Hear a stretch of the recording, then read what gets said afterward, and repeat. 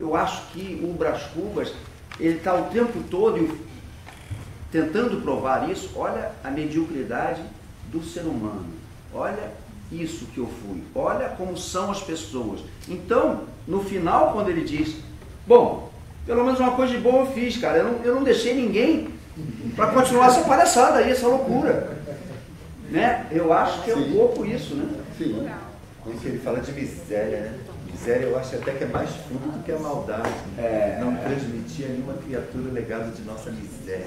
Deixa eu fazer outra pergunta para vocês. Quando eu terminei de ver isso, eu fiquei meio tal essa cara. Oi. Fala, Fio. Eu queria fazer uma pergunta para você. Claro. Vocês são de acordo em relação ao Quincas, que quando tem essa questão da filosofia da miséria, que Machado tenha se reportado à filosofia do Schopenhauer, do alemão, porque o Schopenhauer ele é defensor, né, de uma teoria pessimista, justamente que permeia o Brás Cubas, né, que a ideia de que a dor é uma ilusão, né, de que nós carregamos essa miséria do existir. Vocês compartilham dessa ideia? Tem que falar da ironia agora. Vamos introduzir a ironia. Porque quando a gente fala de ironia em Machado, nós não estamos falando de figura de linguagem, ou seja, dizer o contrário do que se pensa. Nós estamos falando de uma estrutura de romance. Então, para a gente chegar nisso, aliás, a frase que ele fala em sala de aula está na tese, mas em sala de aula ele fala mais sobre humanitas, ou humanitismo, seria tudo o contrário do humanismo. Isso a grosso modo para você. É uma desconstrução. Né? Então, na verdade, o processo machadiano, nesse ponto, é irônico. Mas irônico nesse sentido. Porque quando inverte os valores, eu exponho mais ainda as desigualdades, eu acentuo mais pelo processo irônico. E o processo irônico relaxa o meu espectador, relaxa o meu leitor. Porque ele já absorveu que isso é irônico, não é sério, eu posso relaxar. Isso tá no cerne da comédia. Esse é o elemento da comédia. Eu ridicularizo, isso é tão violento, eu ridicularizo, mas, é comédia, todo mundo ri, todo mundo aceita. Aliás, os ditadores odeiam os comediantes. E o Machado foi um grande leitor do Schopenhauer. Eu estudei um pouco a minha tese de doutorado foi sobre uma parte do Machado que não é muito estudada, que é o teatro do Machado. O Machado, ele escreveu romances, ele escreveu contos, ele escreveu crônica, ele escreveu poesia, ele escreveu crítica literária, ele escreveu crítica teatral, ele escreveu peça de teatro, ele foi censor, né, de teatro, ele era um cara que tinha um cargo que ele determinava que o governo ia apoiar ou não. Teve um cara que escreveu uma peça, mandou para ele, e a peça era o seguinte: o cara era um pobre, se apaixona por uma menina da elite, no final eles casam, mas já falou, volta. Isso é mentira, isso não vai acontecer. Escreve quem tu traz aqui. Ele era assim, entendeu? Então, assim, quando o Renato está falando de que a ironia, ela não é apenas uma figura de linguagem, mas ela está em toda a estrutura da obra, né? Eu vou dar aqui como exemplo para vocês duas peças do Machado que ele escreveu. Uma se chama Quase Ministro. Olha o título, Quase Ministro. O que acontece na peça? É a história de um deputado que começa a voltar pela cidade de que ele vai ser convidado para ser ministro. E aí, a partir disso, começa a aparecer um monte de gente na casa dele convidando ele para tomar café. Não, a gente quer te chamar para tomar um café, para almoçar, quer convidar. E cada um tem um é jornalista, vai fazer uma matéria sobre ele, o outro é um grande inventor, e o cara vai fazer uma invenção que vai botar o Brasil na maior potência do mundo. E todos eles, quando chega, e o cara falou assim: olha, mas eu não sei, se ninguém falou nada comigo até agora e tal. E o cara vai ficando assim assustado e tudo. Enfim, aí o cara dá uma saída. Quando ele volta, descobre-se que ele não vai ser ministro, foi outra pessoa indicada. Ou seja, na mesma hora, todo mundo vai embora, ele fica sem café, sem almoço, e não é ministro. E ou seja, qual é o título da peça? Quase ministro, ou seja, se é quase, você não é nada, né? É a ironia das ironias. E a última peça do Machado, que eu acho uma das melhores, chama-se Lição de Botânica. Olha isso, olha o título. Lição de Botânica. Por enquanto você não dá nada por esse título. Lição de Botânica, que pode ser. Ambiguidade, né? Mas aí, o que é a história? Você tem lá um cientista que tem um sobrinho que ele quer que seja o grande aprendiz, o que vai seguir, né, a profissão, vai levar a profissão dele. Só que o sobrinho dele é apaixonado por uma menina. E aí o tio que é cientista fala, não. Ou você é da ciência, ou você está apaixonado pelas meninas. Isso não pode acontecer. A ciência não tem espaço para isso. Nós temos que dedicar a isso, tal. Eu vou lá falar com a mãe dela de que você, infelizmente, não vai poder namorar a menina. Beleza, ele vai lá na casa da mãe da menina. O que acontece? O cientista se apaixona pela mãe da menina.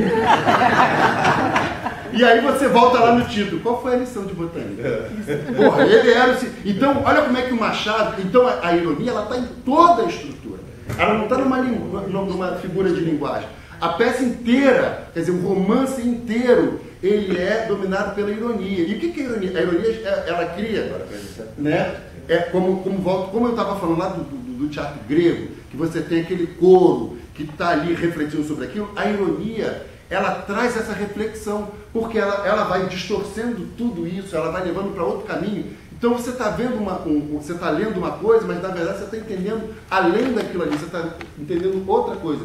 Porque a ironia, ela cria uma parábase. Não é isso? Parábase. É como se fosse como é que é? Uma leitura, uma dupla leitura sobre aquilo que você está lendo.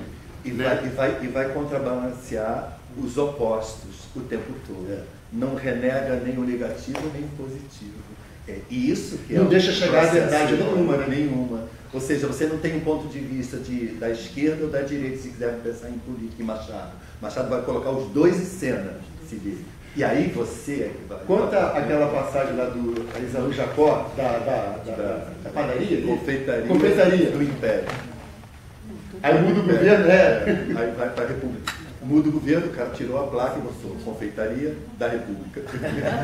Aí depois o cara fica assim, mas e agora? Não fica aquela, é Império ou é República? Não, então ficou Confeitaria D. Confeitaria D. Porque uma hora era Império, aí o cara botou para poder agradar, depois virou República, depois... Mas sabe, é um mundo mais atual. É o que a gente vive muitas vezes nas comunidades. Um dia era Comando Vermelho, no dia era Terceiro Comando, no outro dia era milícia. Então você não sabe com que camisa tu entra. É verdade. Entendeu? Você fica assim, meu Deus, e agora? Como é que eu faço a roupa? Vermelho ou azul? Porra! Então o que ele fez? Confeitaria dele. Não foi nem do Império, nem da República, para não ficar mal com ninguém. Quer vender? Engraçado que eu ia perguntar para você sobre a ironia do Machado, né? Você acha que você esgotou isso? Poema mais sobre esse pessimismo irônico, né? Aqui a gente vê muito desse pessimismo irônico, né? Que permeia todas as obras. É porque a gente não considera pessimismo. Não, porque a ironia, como a ironia vai colocar isso na balança, ou vai expor isso, e você, então, não é exatamente pessimista. Ou seja, aí, talvez se quiser usar o elemento do realismo, ou seja, isso é muito mais fiel à realidade, essas contradições o tempo todo pulsando, iguais, do que uma pretensa realidade de um ponto de vista. Eu acho que essa é a genialidade. O que nos provoca uma ideia de pessimismo é que, porra, a vida é uma merda. A gente é uma merda. A gente é muito mais humanitas ou humanista? Né? O humanismo, é ética, é o trabalhar pelo coletivo, pelo outro, a defesa da moral. Mas quando a gente vai olhar a nossa sociedade, ela é muito mais humanitas do que humanista. Então, é nisso que entra a ironia, onde o Machado pega e vai desconstruir esse positivismo, essa verdade absoluta, porque a ironia, ela suspende, né? Agora, nós somos professores. Aí vem a Leila, também, a turma é professor também. Aí vem a Leila. Pagaram o piso, os professores entraram em greve. A greve foi considerada ilegal. Como assim ilegal? Se ela é lei. E foi considerada ilegal. Tá, vai para o STF. Antagonismo. Como que uma lei estabelecida pelo governo federal é considerada por um juiz ilegal? Aí, acho que ela tem uma passagem que ele comenta que está se afastando da mulher e meio que usa o pai como desculpa. Eu fiz isso porque o meu pai, eu tinha que seguir. Sim. Ele trabalha esse elemento culpa em outras partes, em outras obras? lembrança passada. Porque ele fala A que tem que se passagem- afastar da mulher porque o pai A mandou passagem ele é que ir para ele, outro lugar. ouve uma voz que fala para ele, cara, sai fora. Vai, Da vai Eugênia, cuidar. né? E da Eugênia. E ele fala, não. então anunciei a ela que iria partir no dia seguinte, a pedido de meu pai. Não, isso é cinismo. Essa voz Tanto que ele fala no final. Sim, é dele mesmo. Eu disse ele que amava reconhece ela, que tal, quer. hipérbole. Se É uma você- desculpa se que era você ele for que queria se analisar- afastar.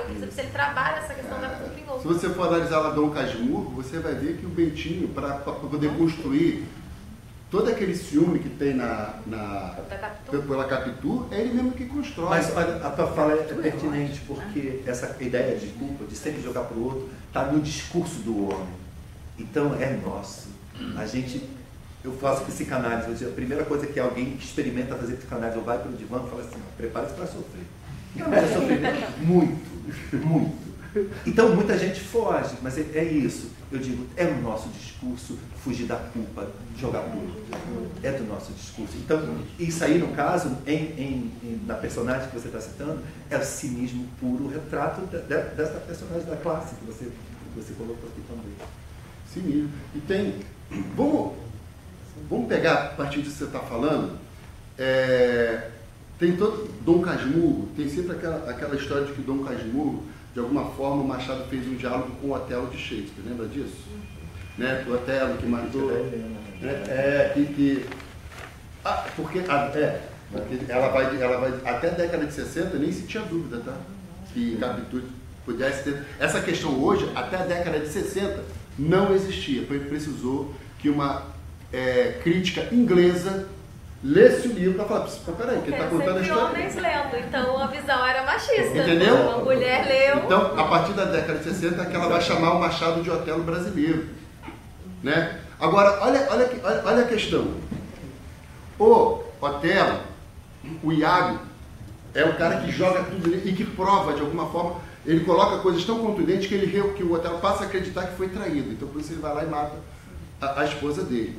Só que o Bento Santiago, ele é Santo Iago.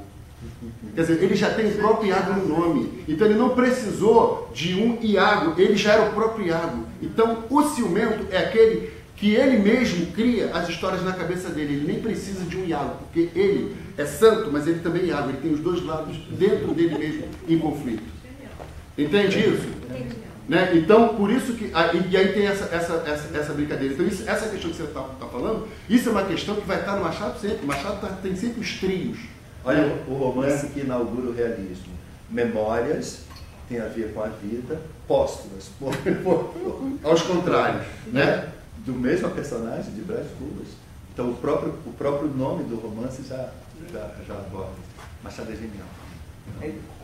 Como se estrutura a narrativa machadiana? Como é que se vê? É dessa que nós estamos falando. A ironia é tragicômica, porque ele vai beber nos gregos, mas principalmente o narrador é o mediador dramático, ou seja, não existe um eu, num ponto de vista privilegiado, orientando ou guiando essas personagens, como acontece, por exemplo, em Tolstói. Ele é, na verdade, como se fosse várias personas, ele vai vestir as máscaras. Aqui você faz o movimento, aqui quando você faz a apresentação, você muda de personagem, você vai para o seu pai, você vai para você mesmo, o narrante e o narrado, e você vai ainda para Virgílio, para o seu diálogo. Essa pequena passagem sua, ela pode ilustrar o que é esse narrador. Então esse narrador, ele começa a narrativa como um eu, e de repente ele é um outro eu, e ele é outro eu, ou seja, ele vai vestindo a persona, que em grego isso é a máscara. É uma narrativa isso perspectivada, né? Por isso que é chamado de narrador perspectivo, né? É o narrador personativo, ou seja, aquele que assume as personas diversas da sua narrativa. Então, por isso que a gente não tem um ângulo privilegiado, a gente tem todos os ângulos. É esse que é genial. Quando ele quer privilegiar um ângulo, aí no caso da Capitu, ele faz isso, né? Ele assume essa primeira pessoa, no caso mais especificamente de outras músicas. Então, é uma estrutura, quer dizer, eu digo assim, como o processo de criação assim, é industrial. Eu não sei pensar assim, cara, é um engenheiro que fez aquilo, como gostava de dizer. Uma borboleta, a borboleta aí atrás. Era preta? Me parece que Dependendo da luz, era preta. no filme, eu assisti o filme do Brás Cubas, tem ação. A gente infelizmente não pôde trazer para cá, porque senão o espetáculo vai ficar um pouco grande. Cortamos também a parte da Eulália, que tinha, que era maravilhoso. O filme do Brás Cubas, ele, depois que a Virgília vai embora, ele resolve se casar com a mulher que ele é apresentada, uma menina. Adaptar e fazer escolhas. E aí é uma parte que eu amava, linda, né? Porque ela morre de febre amarela. E eu, na parte Eu costumo chamar de territorializar a cultura. A gente tem que pensar no território. O cara que mora em Santa Cruz, na Baixada, ele pode vir aqui. Mas por que ele só tem que vir aqui? Ele tem que ter lá também. Então, Damasceno, é isso que eu ia falar com a Gisele. Ela falou da questão do teatro da Baixada não chegar até aqui, né? Da periferia não chegar até aqui. Cara, a periferia faz teatro pra caramba. E faz teatro pra uma galera que gosta muito de teatro, muito teatro. Eu acho que falta exatamente isso. Política pública. Exatamente, a política pública que não consegue alcançar esses públicos. Mas a Baixada Fluminense faz muito teatro. Eu estava até conversando que agora tem um festival de teatro em Itaguaí, que já é a segunda temporada, né, já é o segundo momento desse festival. E uma das minhas lutas para o teatro em Itaguaí, e o Damasceno sabe disso, a nossa luta, é colocar as pessoas dentro desses teatros. Estou vindo agora de um festival que eu participei de Conselheiro Lafayette. E a gente participou também esse ano, né? De um em Ubá, e fomos selecionados. E é impressionante como em Minas Gerais as pessoas vão. Cidades de interior, não a gente está falando de BH, Cidade não. do interior. As pessoas vão ao teatro, é super concorrido. Então, eu acho que é isso. Porque há um trabalho de incentivo muito grande nessa cidade, os teatros acontecem, os espaços culturais são acessíveis, as pessoas podem ir. E aí eu levei isso para a galera de Itaguaí, mas a gente vê, assim, é uma coisa que você fala, mas que fica muito distante ainda para eles. A impressão que a gente tem é que se faz teatro em alguns lugares, e principalmente, estou falando aqui de Rio de Janeiro, para certos grupos, e não é só uma impressão, é para certos grupos. A Zona Sul faz teatro para a Zona Sul, né? A Baixada Fluminense faz teatro para a Baixada Fluminense, mas beleza, e ainda bem por isso, Gisele, porque a Baixada Fluminense, a periferia, ela faz teatro pra caramba, e faz teatro de muita qualidade, isso é muito legal. Tem uma explosão de textos, de leitura, de gente que gosta de teatro, de gente que faz teatro, de gente que vai ao teatro, isso é muito legal. Então, o que falta é política pública para que as pessoas possam estar aqui. A Gisele. Sim, com certeza. Então, educação, a palavra é educação. As pessoas não leem, o brasileiro não lê, o brasileiro não tem hábito de ir à livraria, o brasileiro não tem hábito de ouvir, o brasileiro não tem hábito de ficar uma hora. Aboliram os livros lá em São Paulo. Você vê, a escola onde nós dois nos formamos, Martins Pena, é a escola de teatro mais antiga do Brasil e da América Latina. Né? Estava sempre vivendo crise, só que era no centro. Pô, para eu ir de Santa Cruz de segunda a sexta, e às vezes sábado, né, para estudar lá, por que não tem uma escola dessa, por exemplo, na Zona Oeste, na Zona Norte? Entende isso? Então, essa que é a questão. Se você tem, por exemplo, essas escolas espalhadas, você está formando muito mais gente. Você pega, por exemplo, Itaguaí faz parte, é o primeiro município da região da Costa Verde do Rio, que vai até Paraty. De Itaguaí a Paraty são mais ou menos 200 quilômetros. Você passa por várias cidades. Nesses 200 quilômetros só existem 2 teatros, um em Itaguaí e um em Angra dos Reis. Nem Paraty tem um espaço cultural que eles usam lá como uma sala para fazer apresentação. Cultura, e tem o espaço teatro, que é dos bonecos. Que é o teatro boneco é particular, que só faz boneco. Então, quer dizer, em 200 quilômetros você só tem 2 teatros. Agora, quantos teatros você tem aqui na Zona Sul e no centro do Rio? Entende? Santa Cruz não tem teatro. Você pega, a Zona Oeste representa, só para você ter uma ideia, a Zona Oeste do Rio representa 41% da população do Rio. O que isso significa? Que todo prefeito do Rio de Janeiro é eleito pela Zona Oeste. Né? Ou seja, mas o prefeito é eleito pela Zona Oeste, mas na hora de trabalhar ele não trabalha pela Zona Oeste. Então, mas além de abrir teatros, falta a educação, né? Você formar o público. Exatamente. Se você só tem uma vez na vida, outra na morte, você não forma. Se você abrir um teatro e manter o preço caro, manter peças inacessíveis, você não democratizou. Então, a democratização, que eu estava falando anteriormente, passa pela educação. É criar o público. brasileiro não lê, infelizmente. Eu vou. Mas nem na Zona Sul tem teatro. Muito, muito. Nem na Zona Sul. Pois é. Olha aí. Olha aí o Roxy. Aham. Todo agora reclamar, vai não ser vai ter nem o restaurante, cinema, nem o teatro. cearense. Vai ser outra coisa. Pois é. Fala aí, eu ia falar assim.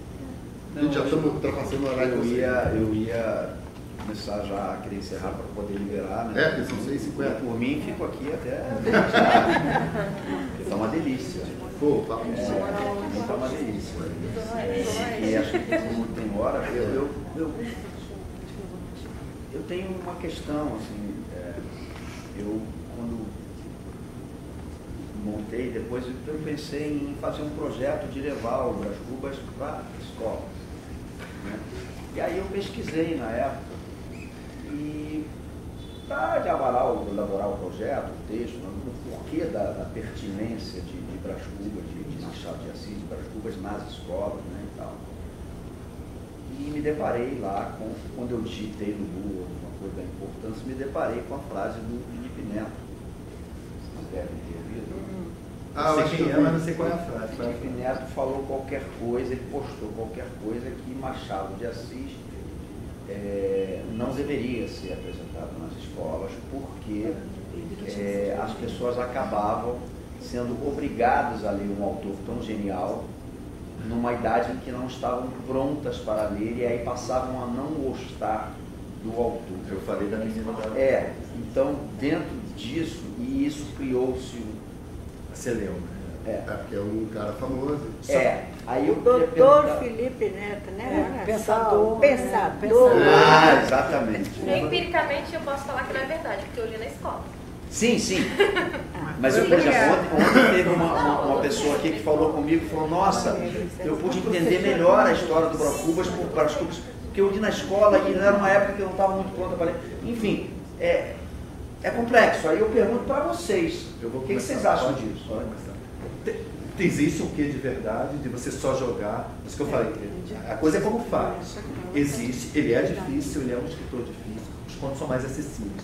Quando eu vou trabalhar no ensino médio mesmo, que os alunos estão mais amadurecidos um pouco, eu vou para os contos, não vou para o romance, eu escolho os contos, e já tenho um nível de complexidade, mas eu vou avançando com eles. Então, existe um quê de verdade disso, mas você proibir um autor dessa genialidade, você não vai distribuir outros para eles.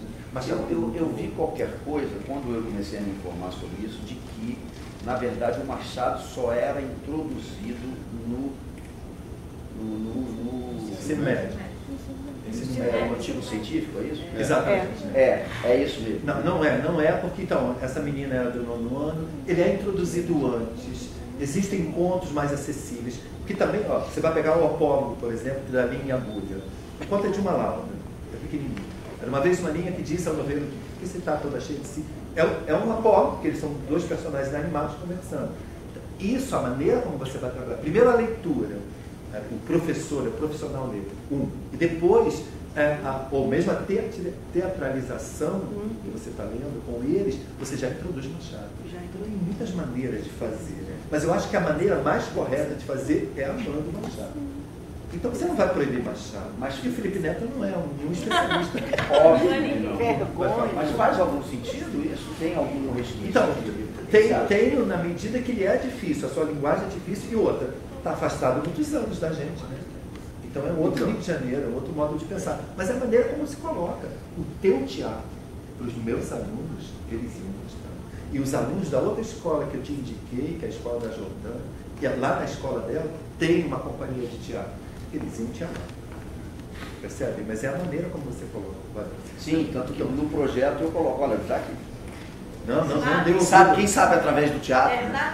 Renato, eu acho que, né, Damasceno, eu acho que a gente tem aí, no caso de que mora em Itaguaí, a gente tem lá no fundo, pode começar ali pelo alienista, né? Porque eu sempre falo da viagem de Machado. Os alunos da Remédio e Eldorado é espetáculo. Sim, então, com certeza. Os alunos dela. Porque conhecem Machado de Assis. Conhecem o teatro. E eu sempre faço isso, começo pelos contos, assim como faço com Clarice, assim como faço com outros também. Trabalho no ensino médio e ensino fundamental. já deveria ter me aposentado, na verdade, não pelos cabelos, mas pelo tempo de trabalho. Sem amor, até Monteiro Lobato é uma porcaria. Sim, e aí a gente, eu sempre começo, eu acho que tem sempre essa coisa de você ter por onde começar. E aí a gente tem essa coisa do Machado de conhecer o Rio de Janeiro, de conhecer esse território, de fazer o Rio de Janeiro uma estrada da obra dele, então vai de Mangaratiba ao centro do Rio de Janeiro, isso é muito legal. Então quando você começa a fazer isso, e você fala isso para o aluno se situa, e eu acho que eu tenho esse parâmetro de sempre começar com o Machado do Rio. E a gente tem um alienígena de Itaguaí que é maravilhoso, né, Damasceno? Todo apoio para o teu projeto de escola, companheiro. Olha, eu não tinha visto na época a provocação dele, mas por acaso eu estava assistindo uma entrevista, que eu vou voltar lá no João César de Castro, acho que é professor da UERJ, e jogaram essa pergunta para ele lá, pô, o Felipe Neto, não sei o que e tal. E eu achei legal, porque em vez de ele cair de pau no Felipe Neto, que é o que a gente já esperava, ele entendeu aquilo como uma provocação, né? Exatamente pegando isso que o Renato falou, que tudo é como é apresentado, né? Por exemplo, eu era uma pessoa apaixonado por leitura, mas eu não gostava das minhas aulas de literatura. Eu nunca, na minha época de ensino médio, eu não relacionava a minha paixão pelos livros nenhuma com os professores de literatura que eu tinha. Talvez um professor na 7ª série, mas nem no ensino médio. A impressão que eu tenho, e eu acho que isso que o Renato falou, eu acho que é onde corrobora, eu tinha um monte de professor que não era apaixonado por literatura, que usava apenas a literatura para dar aula de português. O Remédio deve entender bem disso. Né? Quer dizer, você pouco estudava literatura e usava mais para ficar dando aula de português.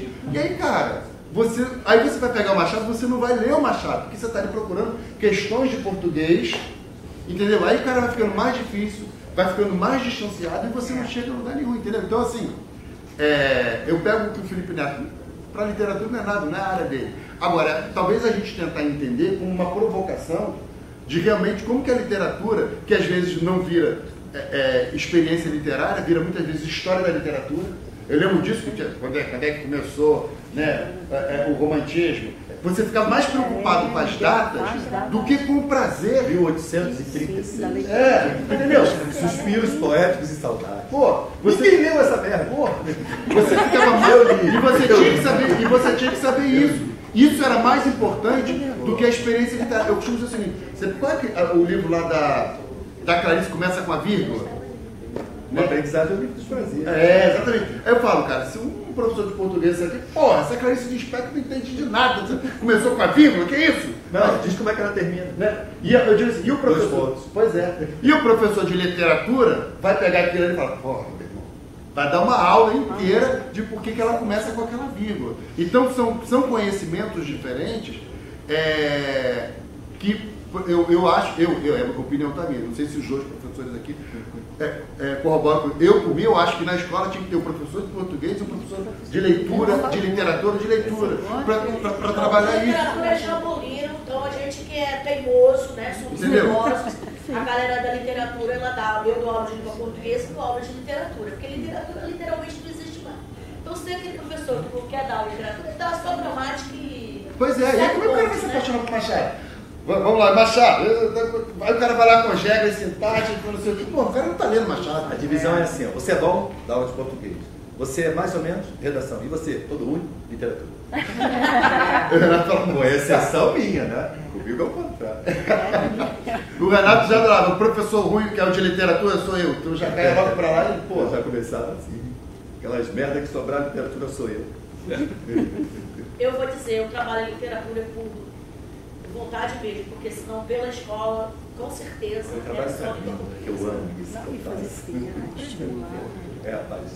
Bom, vou perguntar se alguém quer colocar mais alguma coisa e pedir para que vocês façam suas considerações finais. E antes de vocês fazerem suas considerações finais, se alguém quer colocar ou perguntar mais alguma coisa para eles. Eu gostaria. Sim. Na verdade, eu gostaria de parabenizar. É a segunda vez que estou já assistindo os póstumos.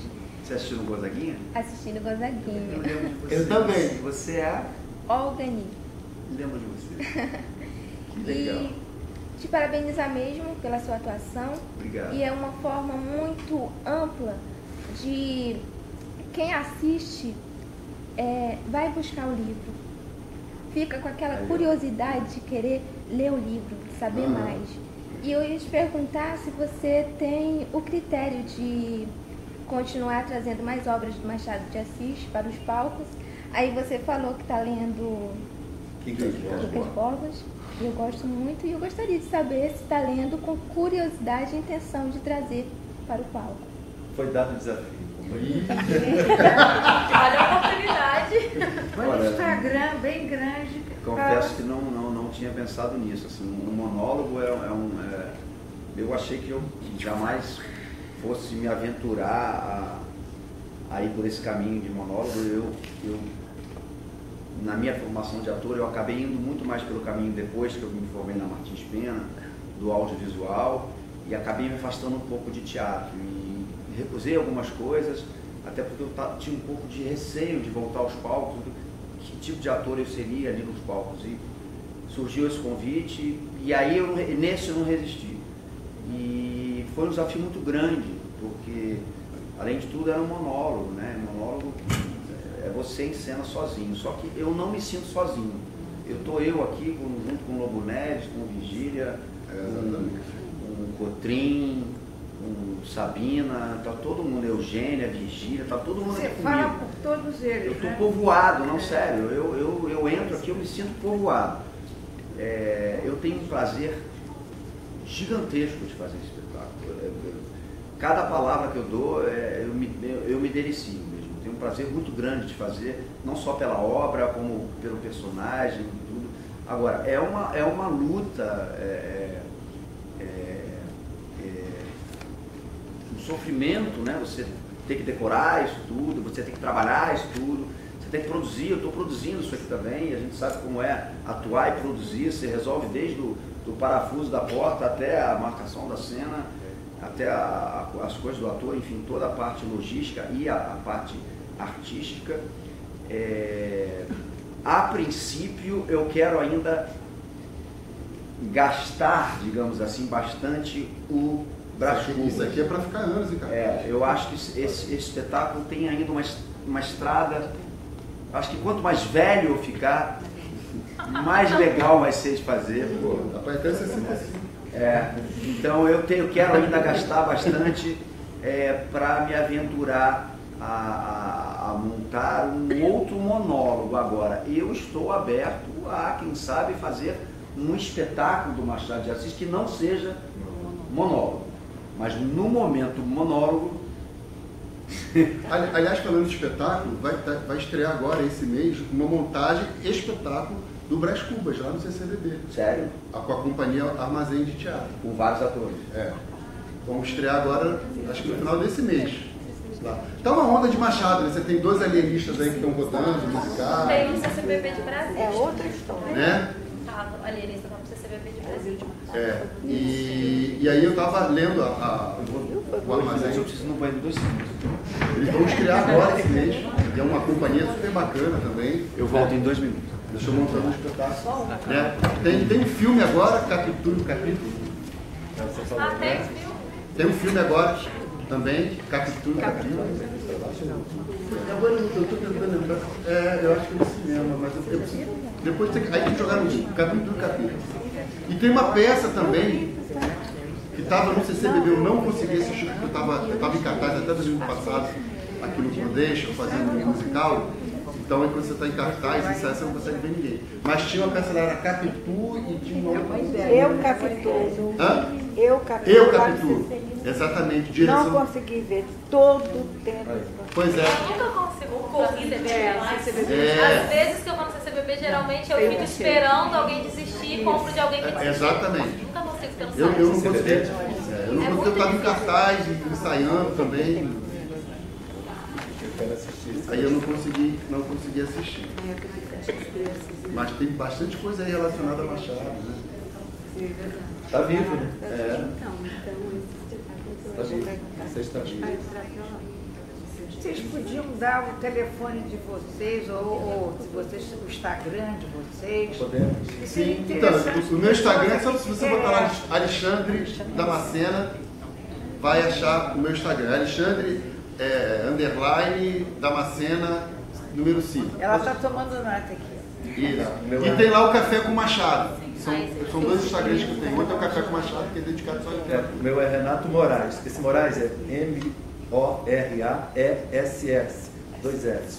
Então, Renato _Moraes no Instagram. Ele é aberto. Eu gravo alguns poemas lá, de vez em quando. Fico movimentando assim. Às vezes a minha vida deixa fazer isso. Eu gravo algumas coisas. Que essa comunicação. A decisão mais acertada que a gente teve. É sempre um encontro, né? E é sempre uma dor tremenda, né? Às vezes eu converso com umas pessoas, as pessoas falam, cara, o espetáculo é legal, mas se ele tivesse 15 minutinhos a menos, eu falo, ai caralho, não quero botar nem uma palavra mais. Pois é difícil, né? Por exemplo, tem uma passagem que não entra, que é a passagem do Prudêncio, que é um ex-escravo que ele libertou, né? E aí, de repente, ele está vendo uma confusão, aquela coisa toda, um negro batendo em outro, o cara pedindo desculpa, perdão nada, e não sei o que. E quando ele vai ver, quer dizer, é o ex-escravo dele. Né? Ele maltratava ele, montava um cavalo nele, maltratava ele pra cacete, e aí um dia ele viu um negro batendo em outro, né? Pois é. E aí era esse cara que apanhou tanto, que alcançou a liberdade, não era mais escravo. Bom, então agora eu vou bater no negro também. Mas é assim, o oprimido. É o que a gente vê, é o que eu falava muito isso assim na minha época de estudante. E ele fica espantado, né? O motorista de ônibus que não quer deixar, que vê uma pessoa mais velha no ponto, vai embora, que vê estudante, fecha a porta. Eu lembro na minha época de ensino médio, quantas vezes eu só conseguia pegar o ônibus para ir para o colégio se por acaso alguém descesse. Se alguém descesse, você podia fazer sinal com o motorista lá em São assim. Cadê Valquíria e Luciano? Eu quando ia para Martins Pena, eu morava em Copacabana e estudava no centro, na Martins Pena. E eu pegava o ônibus 126, me lembro direitinho. 3 anos fazendo isso. E eu usava a camisa da escola para não pagar passagem. Os caras não paravam. Não paravam. Um dia eu fiquei tão puto que o ônibus passou, eu entrei no outro e falei, segue aquele ônibus! E aí fui, cara, ele foi. E aí, na hora que ele parou atrás, eu fui e comecei a esborrar a porta. Falei, porra, meu irmão! Não vai abrir não, cara, eu quero entrar, eu tenho direito. Aí ele abriu, sem graça pra caralho, mas eu entrei e falei, segue, fui lá, não vai pagar não vou pagar não, vou entrar naquele ali. Eles não param. Sabe, a escola de Martins Pena. O que eu fazia? Eu escondia muitas vezes a camisa com uma mochila. E aí fazia sinal. Aí quando parava eu... Mas na pandemia que eles reduziram o número de ônibus, eles fizeram isso. O ônibus vinha cheio e tem um ponto que é em frente a Fiocruz, que tem muita gente que vem ali da comunidade, da favela, e eles passavam direto no ponto de ônibus da Fiocruz, que era onde tinha mais trabalhadores esperando. Porque como eram menos ônibus rodando, cabia, obviamente, ficava cheio mais rápido. E aí ali, aquele ponto específico que era em frente a Fiocruz, que era perto da comunidade, eles não paravam. E o pior é que o motorista não está ganhando nada para isso. Não. Teve um motorista, a escola de teatro Martins Pena era do Estado, então hoje em dia tem cartão, né? Mas naquela época não tinha que... Não, era com a Teve um camisa. motorista que eu pegava lá em Santa Cruz, que um dia ele fechou a porta para mim, eu tive que pagar a passagem para entrar nesse dia. Eu fiz uma pesquisa e vi que escola de teatro não tem nada a ver. Que isso? Eu falei, nossa, o senhor fez uma... E olha que naquela época a internet nem era como é agora. Eu fiz uma pesquisa, olha, A escola de teatro vale menos que as outras escolas. eu tive então que ir não até dá o direito. final, eu fui até o final, passei na Martins Pena, falei ponto final, para poder falar lá com o fiscal dele. A Martins Pena fez para uma declaração, fui lá entregar, para provar para ele. Falei, você fez a pesquisa, então agora eu faz a pesquisa completa. Essa escola é do Estado. Olha, eu fiz uma pesquisa, escola. E detalhe, que ele me pegava todo dia meses. Agora uma vírgula. Uma vírgula aqui. Essa cena contada pelo Remo dá um conto, não dá? Segue aquele ônibus! Acho que eu vou aproveitar isso. Eu escrevo. Aproveita Siga e já aquele começa. Fazer um ponto. Tem uma pergunta aqui que como é que vocês pensam numa adaptação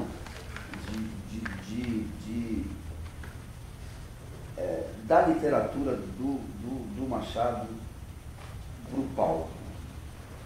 Quer dizer, a gente fez aqui uma adaptação, essa adaptação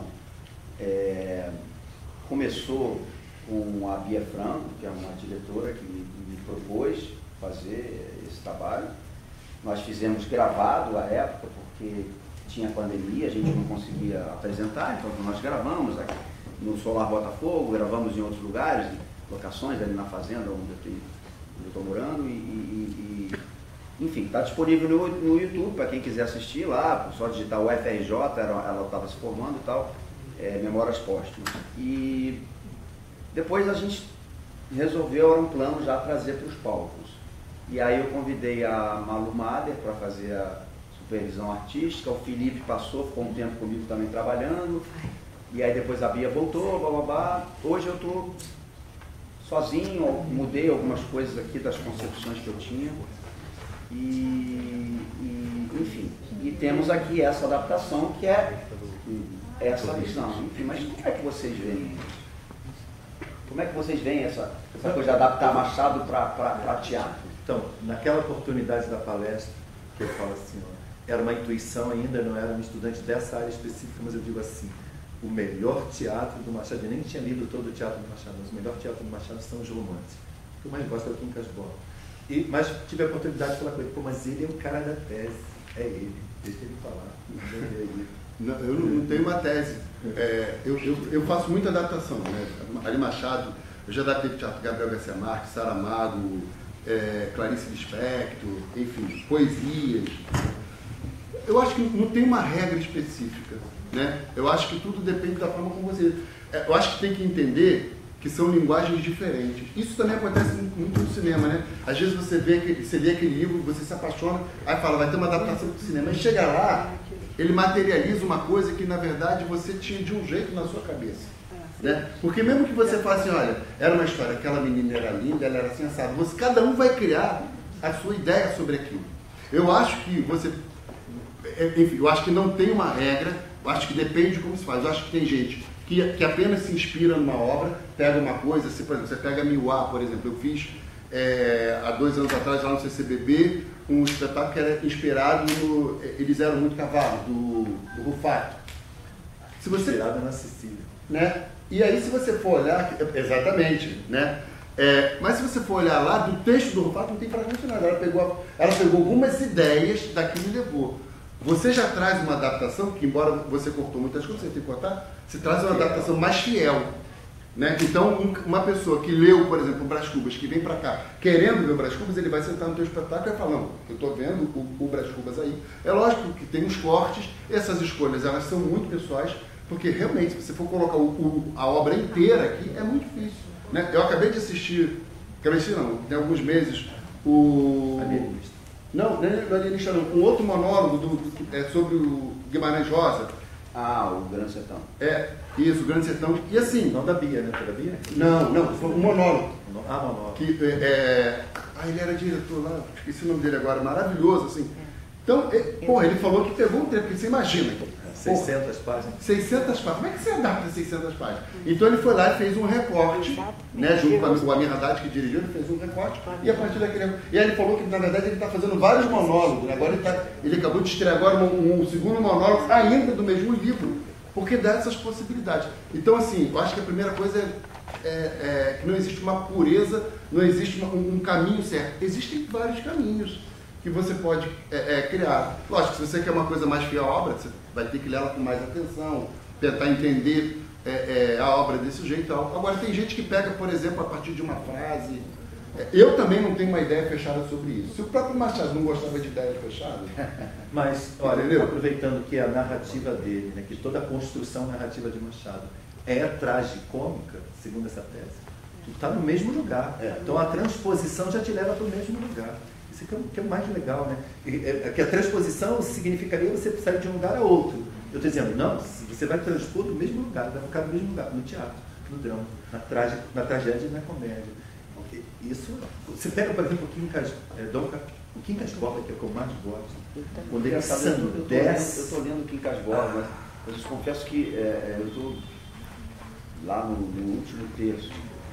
Eu comecei a ler muito curioso para saber a história do Quincas Borba, mas não é a história do Quincas Borba. No Rubião. É a história do Rubião. Tu tá no Rubião, não, calma. Calma, vai vir ainda. Tá. Eu quero dizer ele morre logo no início e aí ele deixa o dinheiro pro cara e a história do cara. Eu falo, mas eu quero saber do Quincas Borba. Posso falar ou não? Não! Não, então tá. Não, é que eu quero pra dizer... você ver, é onde está a ironia. Não, o que eu quero te dizer é o seguinte, o título é Quincas Borba. Então eu já estou te dizendo, para aproveitar a tua leitura que ainda não acabou, ele está o tempo todo. Sim! Ele está no Ele está o tempo todo, mas eu queria saber mais detalhes da vida, detalhes do... Ó, sabe o que é legal essa sua fala? Porque tem uma coisa que eu lembro que o Ronald falava assim, o Machado não satisfaz o leitor. Se você tem uma ideia de acontecimento, ele não vai fazer isso. Ele vai sempre te frustrar, que ele vai te jogar que é uma coisa e lá no fundo ele quer outra. É, porque depois que eu li Machado, que eu montei Machado, eu falei, eu preciso ler o Quincas Borba. Pô, o Quincas Borba é amigo dele, é fundamental na história, tem que saber a história dele. E aí na terceira página, bobião, até a centésima, eu falei, cara, cadê o Quincas Borba? Tu já chegou quando ele começa a ensandecer e vai para a Sofia? Sim, quando ele dá em cima dela? Eu vou junto. Não, a história é maravilhosa. Eu só estou falando que eu queria E é legal porque esses livros fazem Não, diálogo. a gente vai conversar depois que você terminar. Não esquece que o cachorro está ali. Sim, o cachorro está ali. Vocês acham que seria possível adaptar também em termos de linguagem para que alcance um público maior? Um público mais periférico? Qual talvez? texto? Quincas? Não. Qualquer um de Machado. Que Eu está acho falando que- sobre adaptar para o teatro. Vocês acham que seria possível fazer essa transposição para o teatro com uma linguagem que outras pessoas sejam alcançadas? O Damasceno já tem o caso da Vara, por exemplo, ele faz uma montagem mais contemporânea, posso chamar ela de contemporânea. E o público, pelo menos quando eu participei das apresentações dele, era um público de jovem, de adolescente. Eu fiz um projeto em Santa Cruz chamado Café com Machado, em que eu levava Machado para dentro da casa dos moradores. Santa Cruz é um bairro que não tem teatro, né? Eu digo teatro físico, tem muitos que fazem teatro lá e tal, há muitos anos. Então eu comecei a apresentar nas casas. Então eu optei por conto porque é uma coisa mais culta, né? Porque você está dentro da casa das pessoas e tal.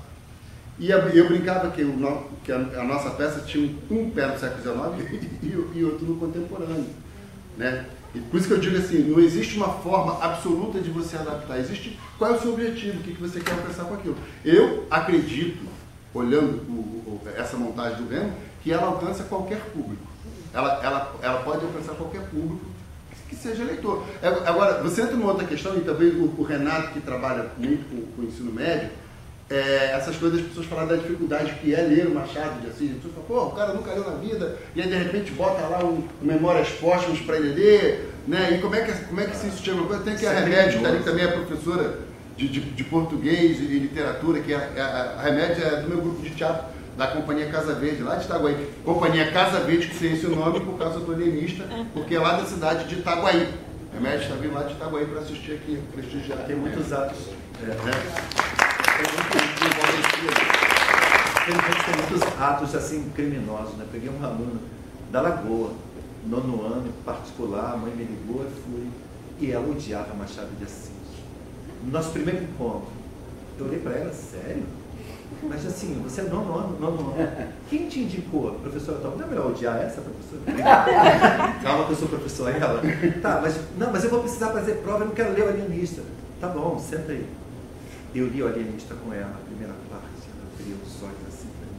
A mãe dela falou assim, lê tudo que eu vou te pagar mais. São 10 partes, né? Quando eu estou na 5ª parte, ela estava encantada. Ela pediu pausa para beber alguma coisa e falou assim para mim, é lindo. Está faltando alguma coisa nessa educação. Está faltando paixão. E agora porque eu acho que jogam, né? Não tem o debate. Quando joga o livro como obrigatório na escola para a pessoa ler. Está faltando ler em sala, né?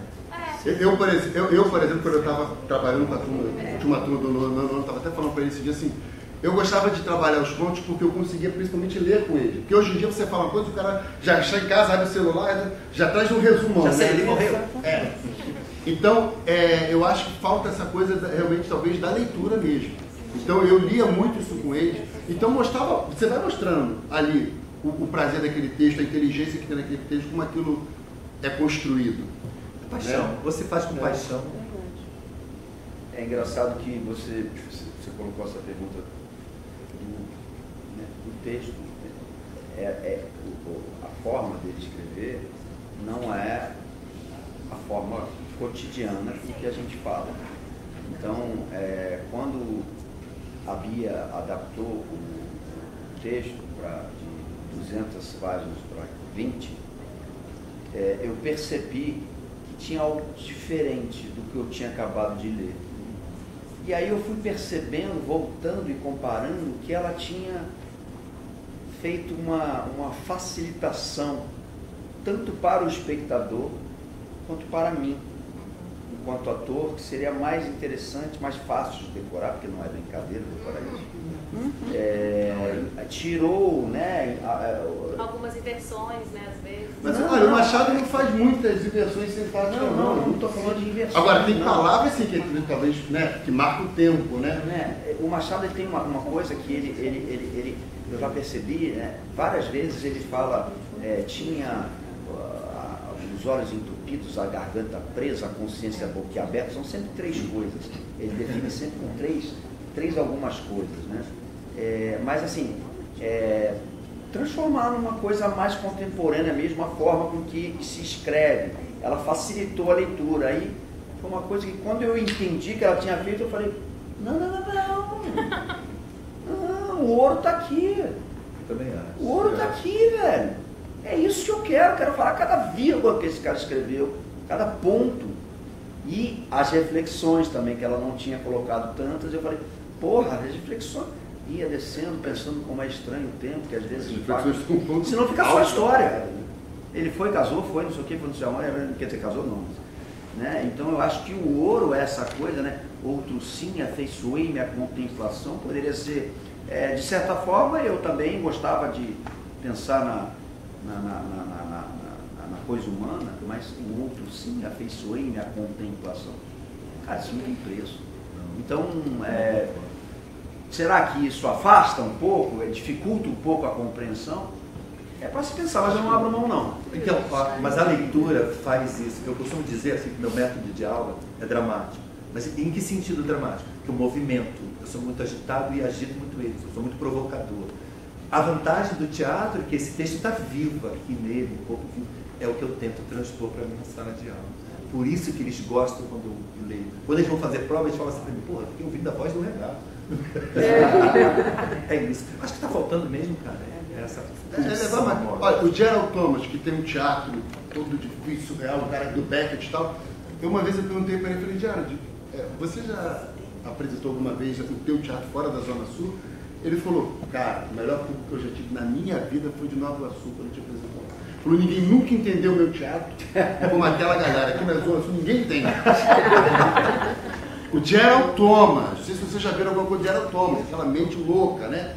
Ele falou isso, o público que mais me entendeu foi da Nova Iguaçu. Mas é porque eu vejo muito que Nova Iguaçu não chega aqui.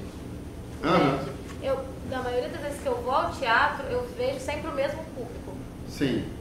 E aí eu fico sempre na dúvida, será que talvez se simplificasse mais as peças, alcançaria um público maior? Não é será isso. Que o problema está na forma que a peça é exibida ou na divulgação? Não, está na democratização da educação. Não, às vezes é gratuito, eu vejo o próprio CCBB, às vezes Sim, é muito barato ou qual é seu gratuito, nome? mas você não vê o público lá. Mas tem deslocamento. Qual é seu nome? Gisele. Gisele, eu costumo dizer o seguinte, olha só, Nova Iguaçu é bem mais perto do que Santa Cruz, do centro e Zona Sul, tá? O Leonardo da Vinci, ele tem uma frase que ele diz o seguinte, a gente só gosta daquilo que conhece. Entende? Então é o seguinte, o cara não quer assistir a peça de teatro, uma palestra do Renato, mas ele vai comprar uma cerveja, ele vai comprar uma Coca-Cola. Por quê? Porque ele sabe que aquela Coca-Cola, ele sabe qual o prazer que aquilo vai dar para ele, ele sabe qual vai ser. Mas se ele nunca foi ao teatro, ele não sabe qual é o prazer do teatro. Então ele não vai sair da casa dele para ir para o CCBB. E te digo mais, eu fui diretor da Lona Cultural de Santa Cruz, eu fui diretor do Teatro Arthur Azevedo, em Campo Grande, e mesmo que eu colocasse peças gratuitas, as pessoas não iam. E olha que estava perto da casa dessas pessoas. Então por isso que eu resolvi repensar o meu teatro. Eu digo até que é bíblico, não tem aquela história de ser Maomé, vai montanha, vai montanha, alguma coisa assim que eu não quero dizer. Olha, eu resolvi fazer o seguinte, cara, eu estou tentando fazer um teatro da Zona Sul, só que eu estou na Zona Oeste. Então eu tenho que repensar a minha lógica de teatro. Eu não posso fazer um teatro aqui esperando que o público daqui tenha a mesma atitude de um público que está que tem ao seu redor livrarias, centros culturais, museus, teatros, cinemas que não passam só os blockbusters americanos. Entende? Eu estou num lugar onde as pessoas não falta livraria, nem sempre tem uma biblioteca. Eu fui, a primeira escola em Remédios, que eu fui dar aula lá em Itaguaí, quando eu fui para o município, aí o diretor, você é professor de literatura, né? Vou te mostrar nessa sala de leitura. A sala de leitura tinha a largura disso aqui. Sério, você ficava em pé, tinha livro aqui, você virava para cá, tinha livro aqui. Aí e ele assim, a nossa sala de leitura. Cara, eu fiquei assim, eu não sabia o que falar. Eu falei, quer dizer, para aquele diretor, aquilo ali ele estava chamando, eu não sei nem aquele depósito, um corredor, chamando de sala de leitura. Então veja bem, quando eu joguei, naquela época não tinha Instagram, tá? Quando eu pelo menos não tinha, né? Talvez já tivesse, eu não tinha ainda. Eu joguei assim, botei lá no Facebook. Quem quer uma peça de teatro na sua casa, a gente vai fazer uma peça, vai levar um café e ainda vou dar um livro do Machado. Em 2 dias eu já tinha 2 meses de temporada fechada. De tanta gente que pediu. Eu fui dividir numa comunidade de Santa Cruz, o Renato acompanhou algumas, né? E sempre foi um sucesso. E vou te falar, sabe quais foram as nossas piores apresentações, onde as pessoas menos entenderam? Foi o dia que eu fui para casa de um amigo meu que era ator, ele convidou um monte de gente de teatro, e o pior debate foi com a galera de teatro. Quando eu ia na casa lá, igual da Dona Graça, olha isso, a Dona Graça, empregada doméstica de Copacabana, só via os filhos no final de semana, ficava de segunda a sexta aqui em Copacabana, na casa da patroa. Ela chegou para a patroa e falou assim, vai ter teatro na minha casa, lá em Santa Cruz. Aí a patroa, como é que é? Vai ter teatro. Eu moro em Copacabana, não tenho teatro na minha casa. Ela, se quiser, vai ter aqui em Santa Cruz. Biblioteca de Machado de Assis, né? Em que eles tentam... Um cara que leu tudo, né? Eu trabalho muito com dramaturgia também, com escrita, né? Eu costumo dizer que a escrita ela começa pelos olhos. Então, os grandes escritores, eles começam a escrever não pela mão, eles começam a escrever pelos olhos, porque antes de escrever, eles precisam ler. Né? E o Machado foi um grande leitor. E era um cara que tinha tudo para dar errado, porque ele era gago, ele tinha epilepsia, a questão da cor, né? De ser filho de mestiço, né? Negro, preto, tentaram embranquecê-lo, né? E não conseguiram. Sim, sim. Quer dizer, então, conseguiram até certa parte. Né? Quer dizer, era um cara que a princípio tinha tudo para dar errado. Naquela biografia que o Daniel Pisa faz dele, ele diz o seguinte, que ele trabalhava numa tipografia e os colegas foram falar mal dele para o chefe. Não, porque o Machadinho só vive lendo, não sei o quê, não faz curso. Olha isso. Não, porque não faz nada, ele só vive lendo, só fica lendo. Então traz ele aqui. O que tu tá lendo? Os caras estão falando que tudo bem trabalhado. Mas antes quem era o chefe dele? Fala, Brito. Porra. Aí o chefe dele, então, os caras ficam falando mal de tudo, tu não faz nada. O que você está dizendo? Não, eu estava lendo os Shakespeare, estou lendo os gregos. Ah, é? Então eu vou tirar desses caras e vou te botar no outro cargo. E ainda pagou uma aula de caligrafia, porque embora o Machado tivesse a letra dele era feia. Eu vou te pagar uma aula de caligrafia, que a tua letra é uma hora. Né? Então acho que esse é o Machado. E a gente, né, o Renato é de Campo Grande, eu sou de Santa Cruz, Zona Oeste do Rio, e eu sempre falo muito isso assim, como uma defesa de quem vem da periferia, né, e que acha que quem está lá na periferia não tem nada e que você não vai chegar a lugar nenhum. Né? Então, eu acho que o Machado, ele é essa pessoa que nos inspira a pensar que a gente pode chegar a algum lugar e que depende da gente. Né? Então, o Machado, que a princípio tinha tudo para dar errado, virou... talvez hoje o maior escritor da literatura brasileira. O cara que fundou a Academia Brasileira de Letras e que foi respeitado como poucos em vida. Né? Queria chamar a atenção de um detalhe da sua peça, da violência de Machado de Assis. Você diz a violência, a maneira como ele narra, como é que isso passa despercebido. E é um tema atual, é um tema que ele aparece em outros pontos. Quando ele vai falar de Eugênia. Eugênia tem 16 anos e já é homem formado. A mãe empurra a Eugênia, vai rolar um enlace, o que hoje seria um escândalo. Como é que Machado vai descrever isso? Aí você vê assim, isso passa despercebido. Ele diz assim, ela tinha 16 anos, mas tinha o pensamento e o comportamento de uma mulher casada, de uma mulher adulta. Só que aqui passa despercebida essa violência, aspas, como ele trata isso. Mas quando você pega um ponto como Os Braços, que é uma mulher casada, ordeira, honesta, casada com um homem também ordeiro, honesto, e eles vão absorver um filho de um barbeiro do Borges, que vai morar na casa dele, de nome Inácio, e no radical desse menino tem 15 anos. No radical do nome dele já está fogo, né, Igna, e ele começa a acender o desejo na mulher do Borges, e ela começa a se sentir de novo seduzida, que o marido, ela para o marido. A sexualidade entre os dois está adormecida, e esse terceiro entra na cena, e ela começa um jogo de sedução com ele, a ponto de beijá-lo. Então hoje, quando eu passo isso para os meus alunos, e eles ficam assim, uau!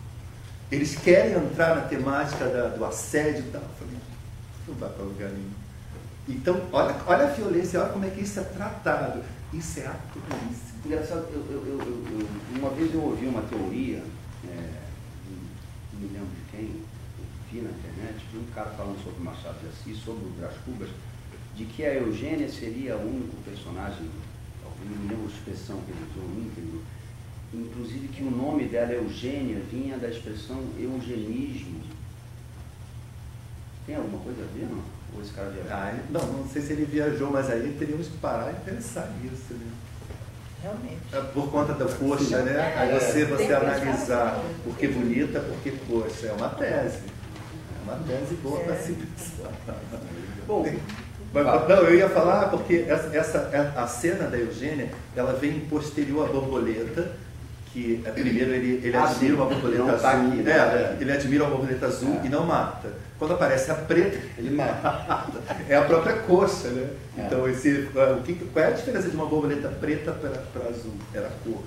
E a Eugênia é uma boa tese. É uma boa tese pra se pensar. Eu me lembro que eu fiquei pensando nisso um bom tempo. Qual na visão de vocês, qual a importância da obra Memórias Póstumas, que a gente acabou de ver? O livro, a história é bem maior, né? A história tem diversas outras passagens que não estão aqui. Mas, qual, na opinião de vocês, qual a importância do Memórias Póstumas de Brás Cubas para a literatura brasileira? Fala aí, Renato. O fundador da... É engraçado, eu sempre brinco com isso com o Renato, né? Porque o Memórias é considerado o livro que fundou o realismo brasileiro. E eu falo, desculpa. Eu falo, o livro que fundou o realismo é narrado por um morto? Mas é porque é a morte que dá legitimidade a ele para falar a verdade. Pois é, mas que liberdade, ele diz, né? O Remo botou aqui, que liberdade. Que desabafo. Eu posso fazer tudo.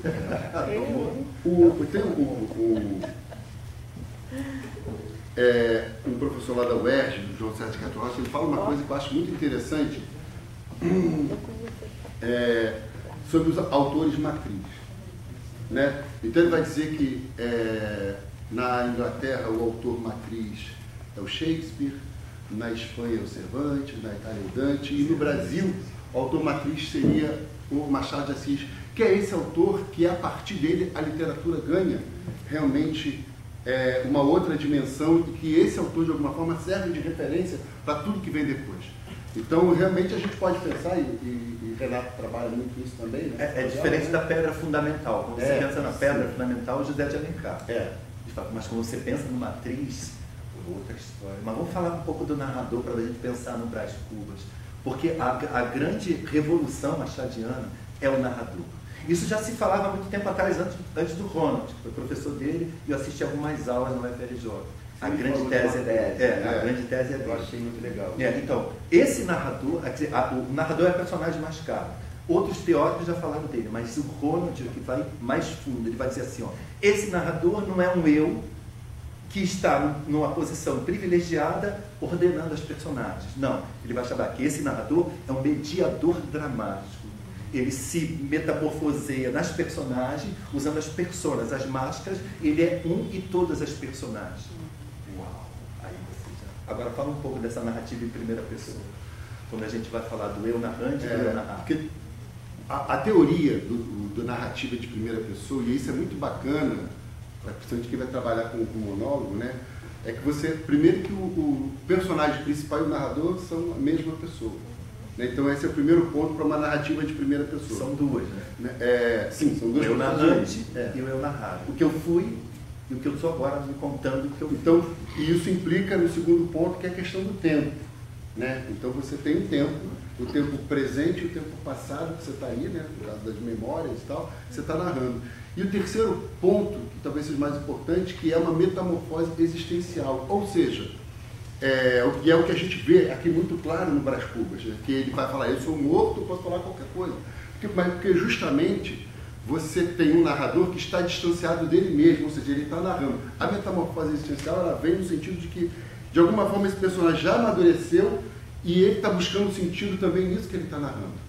Né? Então, tanto é que ele ironiza a si próprio, ele ironiza todo mundo, porque ele está olhando para aquilo que ele foi. Então, ele pode olhar para aquilo, esse tempo dá essa distância para ele poder olhar para aquilo que ele foi e poder não apenas narrar, mas também refletir sobre aquilo. Tem uma outra característica que é muito legal, que está lá e a gente vai falar um pouco depois, talvez a gente vai falar um pouco depois, a gente falar da ironia, né? Mas esse narrador que o Renato está falando, que a gente chama até de um narrador dramático, que é um narrador que está ali conversando, né? Está ali conversando com... Quer falar, Renato? Não, então, a narrativa machadiana, a segunda tese do Roland, ela é dramática, tragicômica, ela é oriunda do teatro. Então, a transposição, eu creio, desse contrário, numa palestra que o Damasceno assistiu, eu falava assim, ó, o melhor teatro de Machado, e não era uma tese, era uma opinião naquela oportunidade, mas eu dizia assim, o melhor teatro do Machado eram os romances. Isso não é teatro, cara, isso é romance, é narrativa. Mas a prova da tese, eu não conhecia a tese do Roland, viria a conhecer alguns anos depois, mas a tese dele vai comprovar aquilo que eu tinha por intuição. Ou seja, o romance machadiano, ele vai chamar de romance trágico. Ele nasce dessa influência do teatro. E só para voltar de novo, para a gente entender um pouquinho dessa coisa desse narrador que diferencia, o narrador, ele é o papel principal e ao mesmo tempo é aquele que narra. Machado, como eu falei, ele lê os gregos. E aí, se alguém lembrar aqui da estrutura qual é a estrutura básica de uma peça grega? Você tem ali os personagens que estão vivendo a história, mas você tem um coro. Né? Lembra disso? Você tem um coro. Né? Inclusive, se dizia o seguinte, que muitas vezes nas peças do Aristófanes, o coro virava as costas para os personagens e vinha aqui junto com o público refletir sobre o que estava acontecendo. E aí o Machado é o autor que faz exatamente esse coro na prosa. Então aquilo que na dramaturgia, no teatro, você tinha os personagens vivendo no campo da emoção e o coro no campo da reflexão, ou seja, você tem razão e emoção ali o tempo todo, o Machado faz isso com o seu narrador. Então você tem o Brás Cubas, personagem, vivendo no campo da emoção, e você tem o defunto autor vivendo isso no campo da razão, ou seja, ele faz esse papel do coro. É, por exemplo, como a gente vê lá em Dom Casmurro, você tem o Dom Casmurro narrando e você tem o Bentinho vivendo no campo emocional. Isso te dá uma dupla possibilidade de leitura. Você pode ler 2 livros em um. Um pelo campo do personagem vivendo na emoção e outro no campo do narrador que está vivendo isso no campo da reflexão. Mas, olha, se vocês quiserem fazer perguntas... É muito complexo. Por favor, para muitos anos. Tá, fiquem à vontade para nos interromper. É por isso que a gente diz que ele está muito à frente da gente. É engraçado porque eu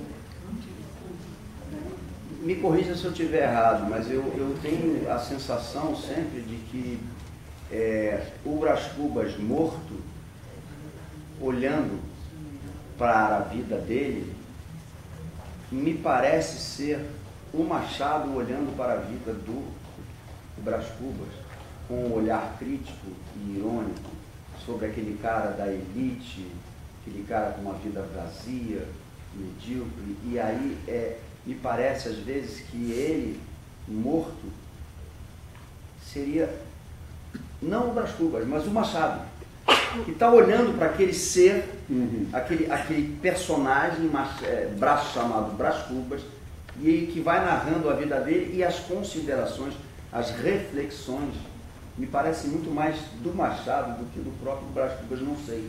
Às vezes me soa. Soa muito bem. Porque o grande alvo do Machado, não assim diretamente em vida, nem em depoimento, não. Machado era econômico nisso, né? Escondeu a sua vida particular. Ou seja, o que a gente pode hoje investigar de Machado é a partir do seu romance. Escondeu toda a correspondência para Carolina, ele queimou, jogou fora. Você não sabe da vida particular dele. Mas o alvo Machado era uma oligarquia. São os donos do país.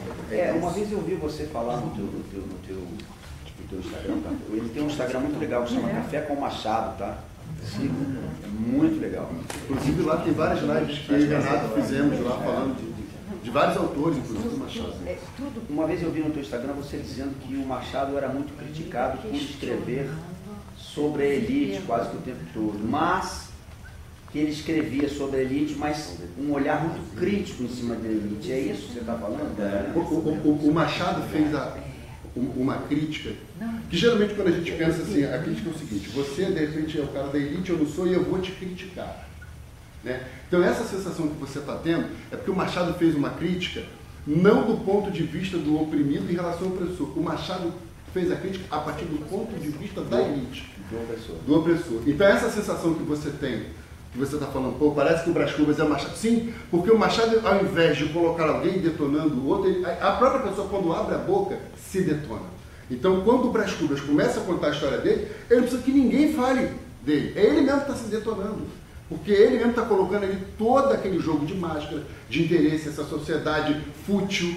Ele vai colocando. É a vida dele, tanto é que ele mesmo se define ali, né? Ele fala, né? Talvez em alguns momentos o espectador se espante com a franqueza com que exponham a minha mediocridade. Exatamente. Esse preconceito também, né? Sim. Então, assim, era um homem negro, acho que Brás Cubas não deveria ser. Então, não. Ele fala que não casaria com a Manca, ele mata a borboleta negra. Sim. Ele, quer dizer, ele é da elite, mas ele tinha um relacionamento com uma pessoa casada. Então, assim, sempre essa hipocrisia, esse preconceito, mas igual você falou, de uma maneira leve. Machado teve filho? Não. Ele não transmitiu. Esse vazio que deixa a fala não transmitiu o legado da miséria. Fica, né? A fala final. Não, a peça toda que o Reminho narrou aí, eu assisto exatamente se perguntando da sua vida. Se perguntando por que aconteceu tudo aquilo, ele na hora não pensou. Tudo aquilo desaparece. Porque a gente vai para uma moral, tem não entrou aqui, mas tem um capítulo, se não me engano, capítulo 51, 52, em que ele acha uma carteira. Não, é uma caixa. Acho 5 contos de réis. Ele leva para casa achando que é uma pegadinha, morrendo de medo. Realmente E aí tinha ele tem roubado ele ou não, né? Oi? Ele acusou o rapaz de ter pegado. Não, mas esse capítulo ele Primeiro ele acha a moeda. Isso, e aí ele tem que devolver, vai falar com a polícia, porque não importa qual é o valor, entendeu? Que é pouco valor, não importa, tem que devolver aquilo, não é dele.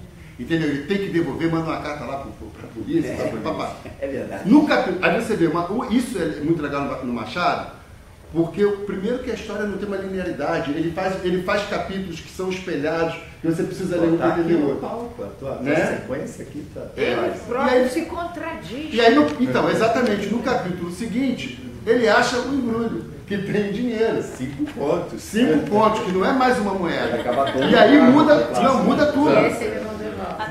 E aí muda toda a relação. Ou seja, qual é a moral aí? A moral é aquela que melhor convém. Se você achar a moeda, devolve. Se você achar 5 pontos, fica com 5 pontos. Se a borboleta for azul, preserva. Se for preto. Aí ele atira para todo mundo.